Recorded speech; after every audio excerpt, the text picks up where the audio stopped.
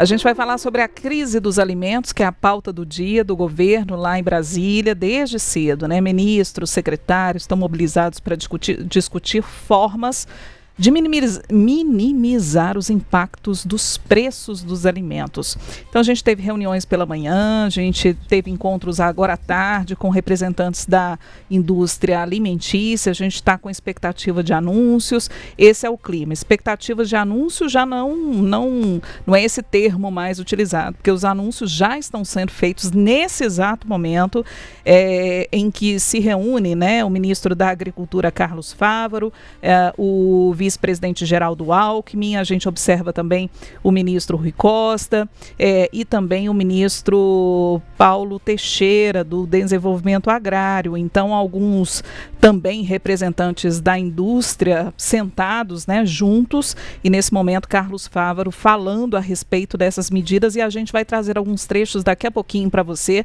que a gente já está selecionando e acompanhando atentamente esses anúncios e essas medidas que estão sendo trazidas agora pelo governo. Hoje também, né, é claro, não hoje, mas assim, é claro que é sempre quando tem um assunto polêmico no governo, tem alfinetada também, né? Veja só o que disse o senador Ciro Nogueira, do PP, do Piauí. Nós começamos esse governo cobrando a picanha. E esse governo está tirando o ovo, gente, o ovo. O ovo se tornou uma relíquia, uma coisa valiosíssima do país. Olha que ponto, gente, que esse governo está entregando fruto de uma gestão ineficiente e falta de comando no país. Eu apelo ao Partido dos Trabalhadores, vocês ganharam a última eleição. Deem ao país um governo de verdade. Até um governo ruim. Eu juro que você até é condescendente. Mas a falta de governo está acabando com a esperança do povo brasileiro. A gente sabe, né, que a alta do preço dos alimentos, ela é o principal fator ali que está colocando a popularidade desse governo Lula em alta. É um bom sinal essa reunião que aconteceu hoje, né? A gente vai trazer já alguns detalhes, mas já adiantando algumas coisas muito rápidas que aconteceram, o vice-governador Geraldo Alckmin, ele anunciou que essas medidas vão entrar em vigor em poucos dias, mas não colocou ali alguns prazos. Entre essas medidas, ele fala de zerar a tarifa ali de alguns alimentos, o café, o azeite, o açúcar, o milho e o azeite de oliva. Olhando assim rápido, né, eu acho que a questão do café pode surtir efeito, mas dos outros eu realmente não sei se vai surtir muito efeito, né. Eu vejo com bons olhos essa medida ali do governo Lula, realmente de estar ali se encontrando com os empresários, porque isso mostra pelo menos que o governo está preocupado. O que me preocupa é que talvez demorou demais, né. A gente sabe que as primeiras reuniões a respeito disso aconteceram lá em novembro, tem pelo menos 5 meses que está sendo discutido, e isso afeta todo mundo, a questão da alta do preço dos alimentos, né? E principalmente o eleitorado do Lula, né? Que é a classe C e D, né? Que isso compromete ali a renda, né, mensal, o orçamento dessas famílias em 50%, 70%, né? E isso é o motivo maior ali da baixa popularidade, né? Só que a questão a gente tem que ver, assim, o que eles vão fazer a curto prazo, né? Em relação a essa medida, né? Porque o Lula falou muito ali na campanha, né? De voltar a picanha, o preço da cerveja, e vai no supermercado, a gente vê que isso realmente não está acontecendo. Essas medidas que ele tem feito têm surtido efeito, porque o que a gente tem visto até então, que a defesa do governo é a safra, a próxima safra, a aposta do governo é na próxima safra, né? Que os preços dos alimentos vão estar menores e isso vai. Só que a questão isso não está no controle, né? Depende de algumas outras questões climáticas, que não está ali na mão do governo, não tem como ele controlar isso. E a gente está vivendo eventos climáticos muito fortes, né? A gente teve várias ondas de calor. O governo está contando com algo ali que não necessariamente está na mão dele, que tem como ele controlar. Tem alguma outra questão, essa questão, né, que o vice-governador Geraldo Alckmin de zerar ali alguns itens, né, alguns impostos ali de alguns alimentos. Eu vejo com um certo receio essa questão, porque em 2008 o Lula fez isso também ali com a questão do IPI, da linha branca, né, fogão, geladeira e alguns carros, e a gente viu que é muito difícil você tirar benefícios de alguns setores. Você dá esse benefício e depois isso acaba virando uma bengala.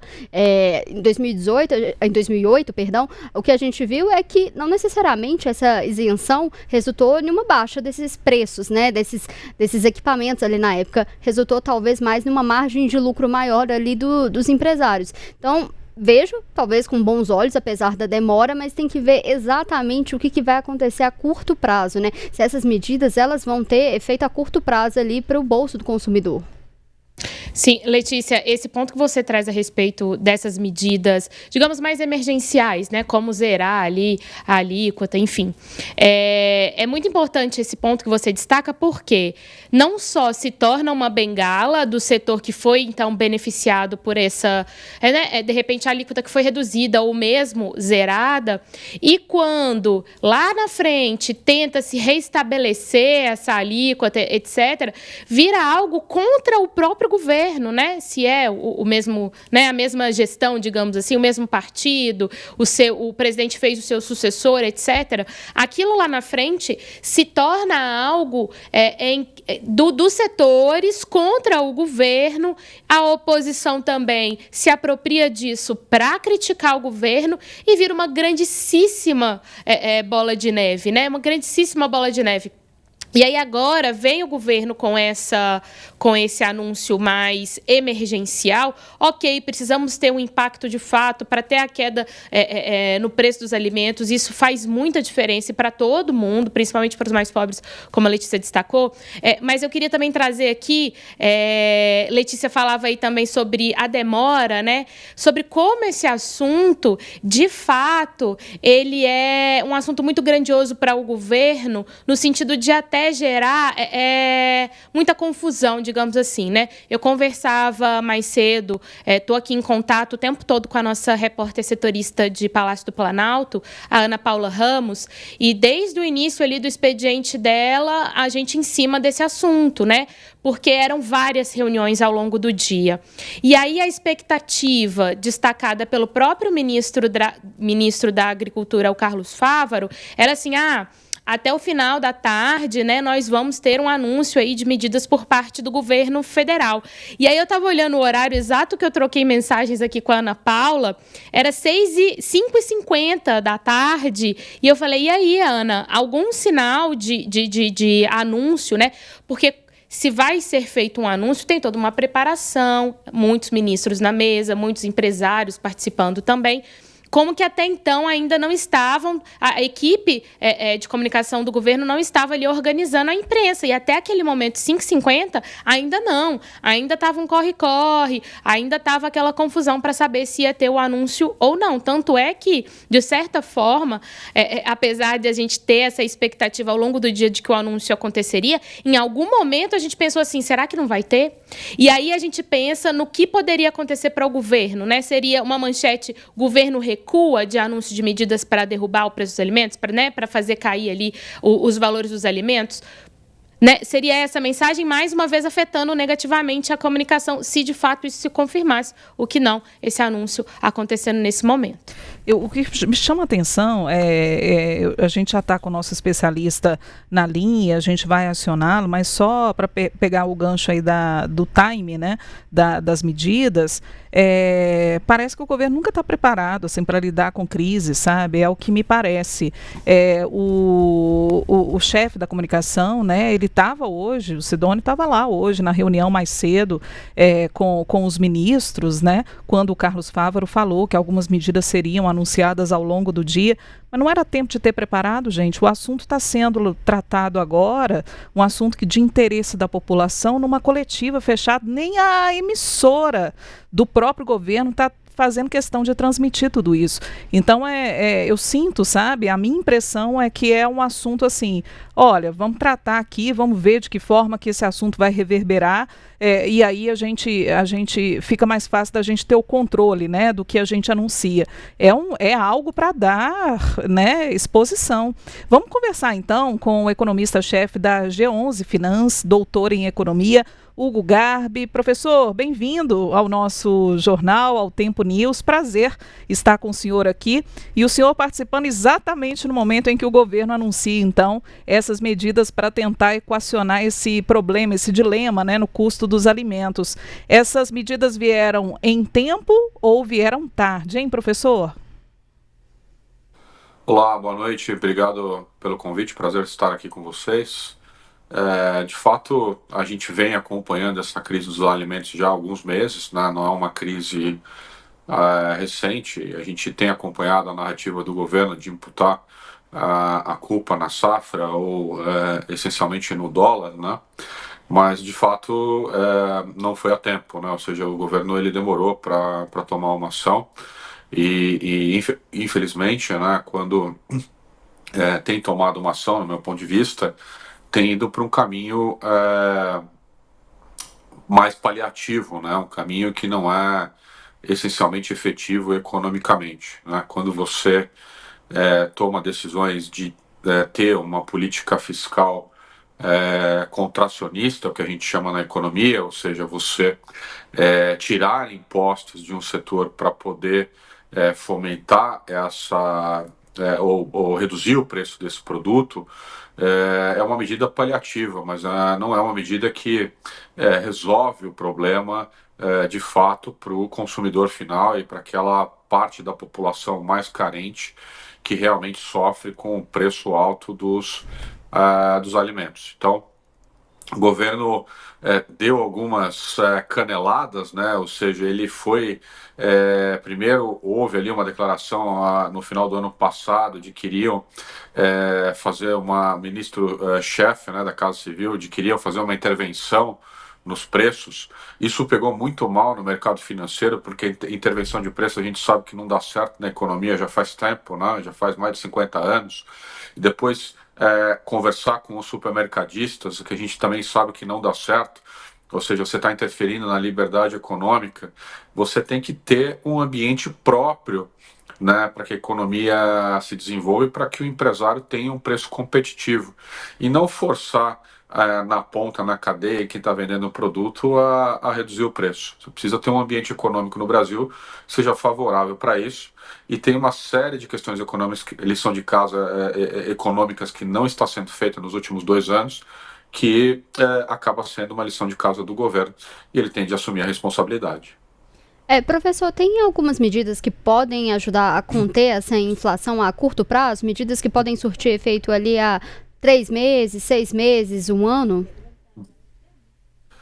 De fato, a gente tem alguns que a gente chama de remédios, né, dentro da economia, que são medidas paliativas, né?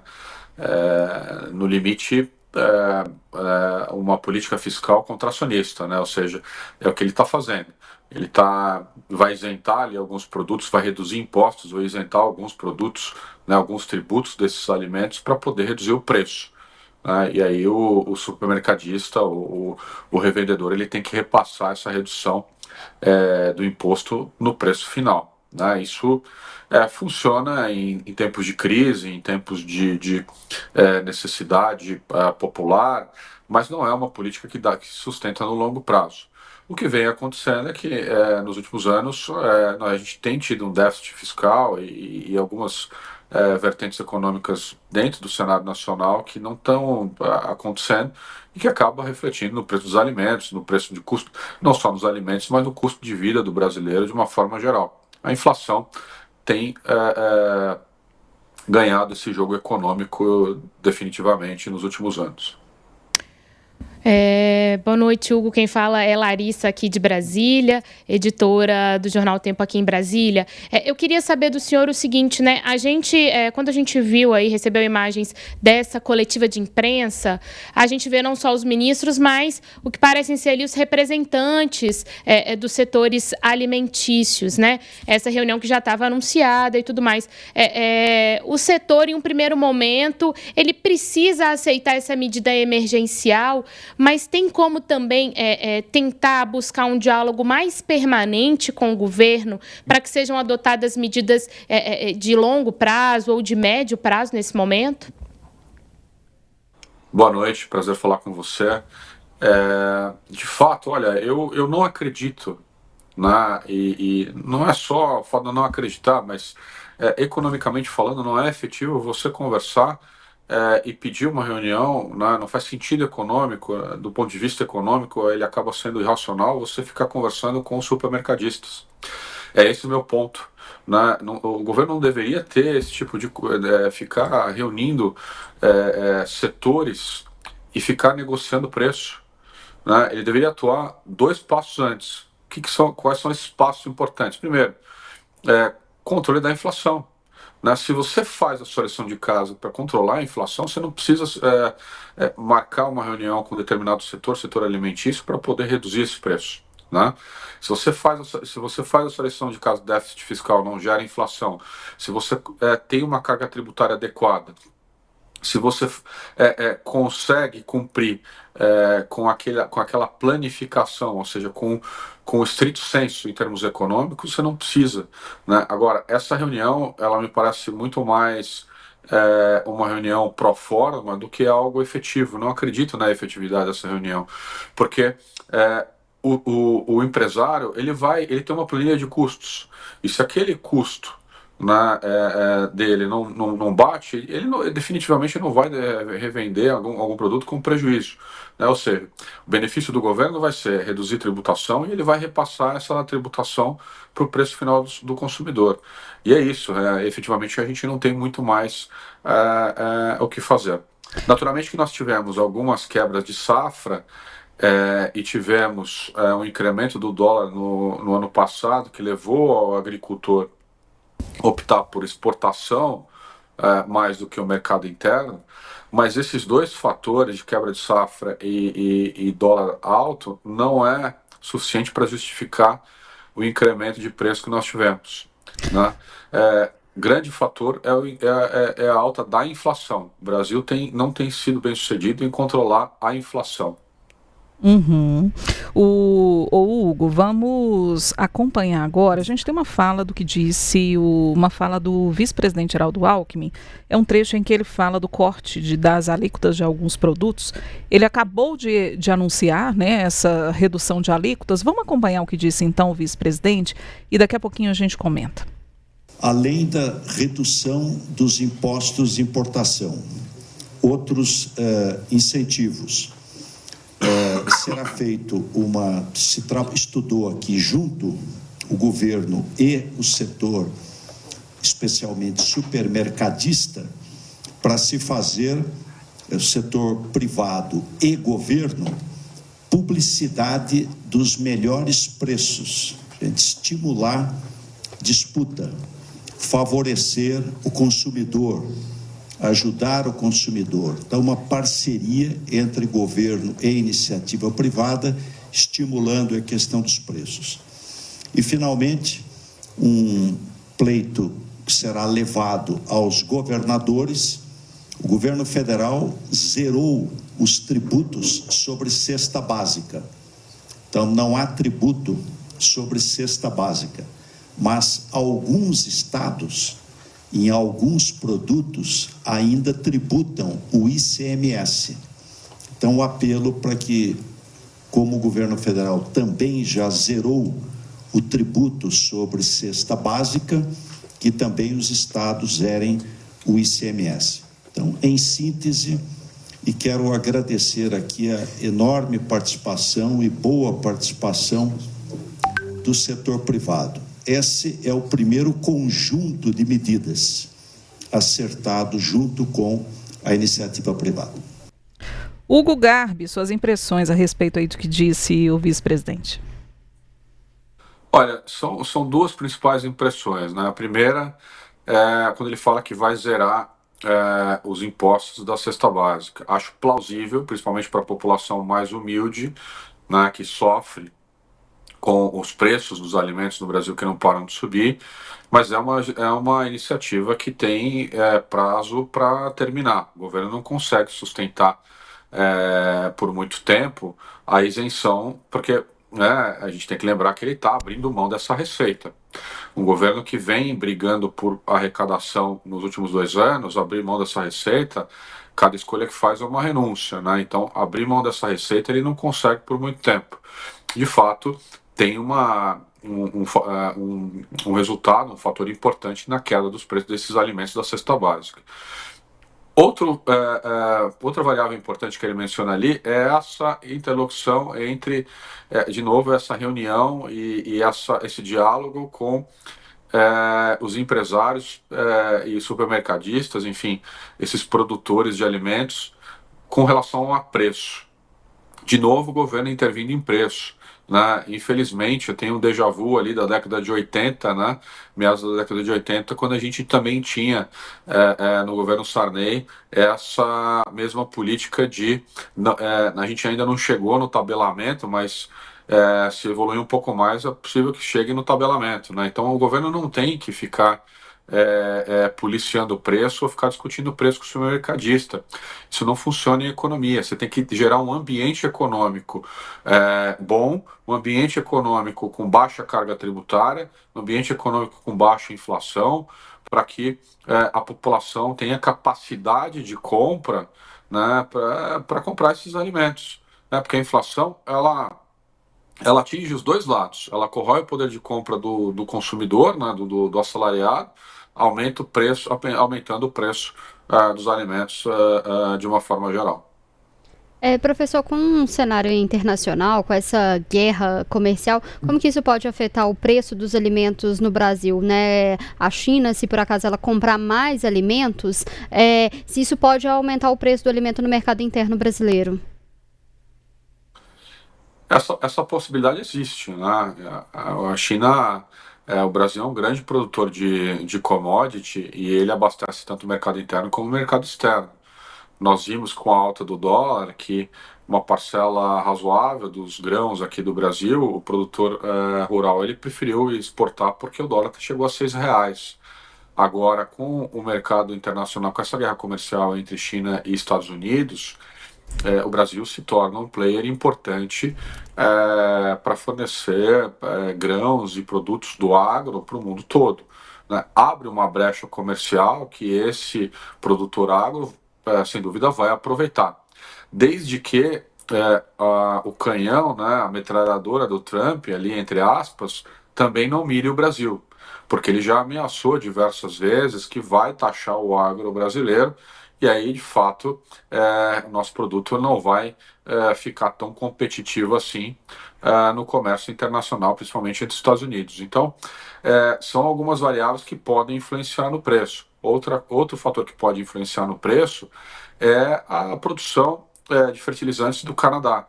O Canadá vem sofrendo com produção de fertilizantes, principalmente para os Estados Unidos, ele vem limitando a produção ali e a venda de fertilizantes. Esse fertilizante pode ficar mais caro para o mercado nacional e pode encarecer o produto final aqui no Brasil. Mas eu acho que está na nossa mão muito mais fazendo a lição de casa aqui no Brasil do que as variáveis internacionais. Se a gente fizer a nossa lição de casa e proporcionar um cenário econômico, um ambiente econômico propício para um preço mais baixo, tributação razoável, gerando emprego e renda para a população, principalmente com inflação baixa, o grande vilão disso tudo foi a inflação, a população vai conseguir consumir alimentos com preço adequado. Hugo, do ponto de vista do Legislativo, né, do Congresso, nesse momento a gente pode vislumbrar alguma medida que possa tramitar no Congresso ou mesmo contar com o apoio dos parlamentares no sentido de fazer esse dever de casa mesmo que o senhor está destacando, para que a gente possa executar medidas que consigam melhorar esse ambiente como um todo? Eu acho que, do ponto de vista do Congresso, ele pode muito mais fazer o papel de fiscalizador dessa lição de casa do governo do que legislar, né, em termos de projeto de lei, por exemplo. Né? Eu acho que, de fato, a economia, quanto mais você cria leis, que você intervém na economia, o resultado é o inverso. Né? A gente acaba piorando esse ambiente econômico. Vejam os países mais desenvolvidos e mais ricos do mundo. Se a gente for pegar o próprio Estados Unidos, agora menos com o Trump. O Trump tem levado os Estados Unidos para um país muito mais interventor do que qualquer outra coisa. Mas de pegar a Suíça, a Nova Zelândia, a Austrália, a Alemanha, né, países da Europa, países ricos, eles têm um índice de liberdade econômica muito alto. O que significa isso? O papel do Estado é prover um ambiente econômico para que as pessoas tenham geração de emprego, renda, que as empresas possam produzir, né? Naturalmente o Estado ali olhando as regras do jogo, se as pessoas estão cumprindo com seus compromissos, com as regras do jogo econômico, mas com uma baixa intervenção. O governo ele tem tido uma intervenção muito maior do que o normal, e o resultado ele é muito ruim, né? Frisando de novo que o déficit fiscal ele foi muito ruim para a economia, porque quando você gasta, você tem duas fontes de gasto, né? Dentro da economia, duas fontes principais de gasto, famílias e governo, né? Quando o Banco Central aumenta a taxa de juros para quase 15% ao ano, ele está reduzindo o gasto da família. Então as pessoas estão consumindo menos, você está encarecendo esse crédito. Só que quando o governo não deixa de gastar e não faz a sua lição de casa, gastando mais do que arrecada, ele gera inflação. E foi isso que aconteceu, por exemplo, no ano passado, onde a gente, inclusive, superou essa meta. Essa inflação, ela reverbera no preço dos alimentos, né, e acaba saindo mais caro do que a encomenda. Então, quando eu falo desse ambiente econômico, está muito mais na mão do governo do que do próprio legislativo. Acho que a oposição, o legislativo, inclusive no próprio governo, tem de ter um entendimento que esse ambiente econômico ele é fundamental para a prosperidade e para a qualidade de vida da população. Economista-chefe da G11 Finance, doutor em economia, Hugo Garbi. Professor, obrigada, viu, pela participação, pela gentileza em nos atender nas férias, né? Mas que bom que tê-lo aqui, e ainda mais nesse momento exato em que as medidas são anunciadas, porque assim a gente pôde repercutir, né, e trazer para o nosso espectador a melhor análise possível. Obrigada mais uma vez, tá? Eu que agradeço, uma boa noite a todos, foi um prazer.